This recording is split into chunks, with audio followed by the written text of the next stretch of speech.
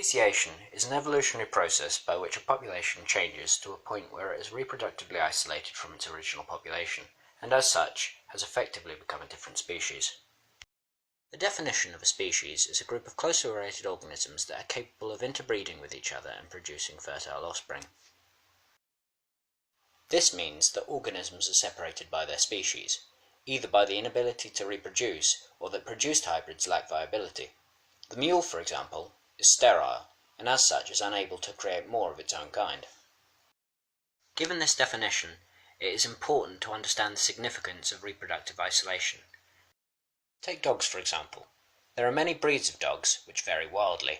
Whether it be in snout length, colour, or even size, they remain the same species, given that all breeds have the potential to produce offspring with each other, and are therefore not reproductively isolated. The same is also true for the species Brassica oleracea, which is responsible for Brussels sprouts, broccoli, cauliflower, and more, which again are not reproductively isolated from each other and are strains of the same species. Reproductive isolation can fall into two categories, with prezygotic isolation being the types of isolation that would prevent fertilization, and postzygotic isolation being what would prevent this mating from being consistently successful. From this, one question must be asked. What could cause a population to diverge so much that it would become reproductively isolated? There are believed to be four types of speciation: allopatric, peripatric, parapatric, and sympatric. Allopatric speciation occurs amongst a population geographically isolated from itself. Consider a population of animals living in a large expanse of grassland.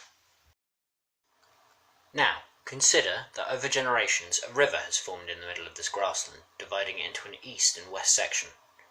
This separates the population and prevents it from interbreeding, effectively creating two populations. Over multiple successive generations, different selection pressures, genetic drift, and random mutation may cause the populations to change in different ways.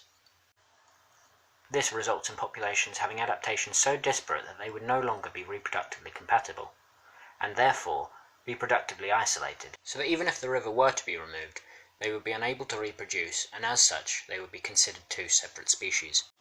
Peripatric speciation could be considered a subtype of allopatric speciation, however has the distinction that one of the isolated populations, the fragment population, is significantly smaller. This leaves the fragment population more susceptible to bottlenecking, and as such results in more dramatic changes over smaller periods of time. Consider a population of birds.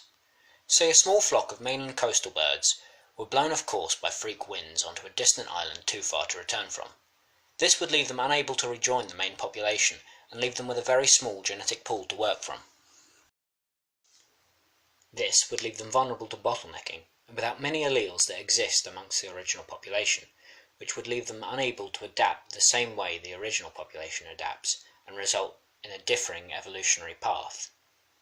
Then there is parapatric speciation, which occurs when a population exists over such a large span of area they've become attuned to their own habitat.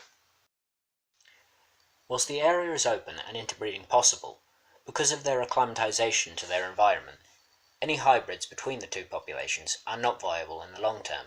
This leads to both populations becoming even more isolated and eventually different species, with overlapping habitat areas being known as hybrid zones, areas where the non-viable hybrids can be found.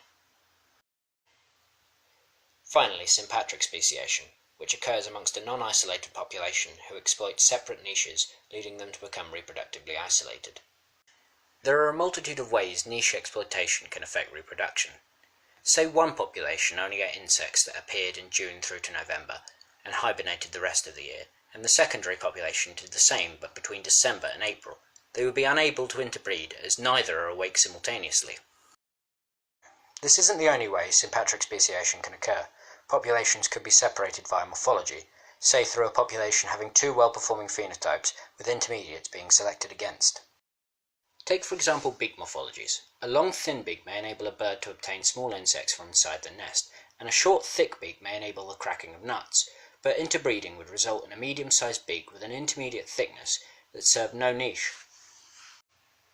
Well, that brings us to the end of our forays into the world of speciation. Thank you for watching, I hope you enjoyed.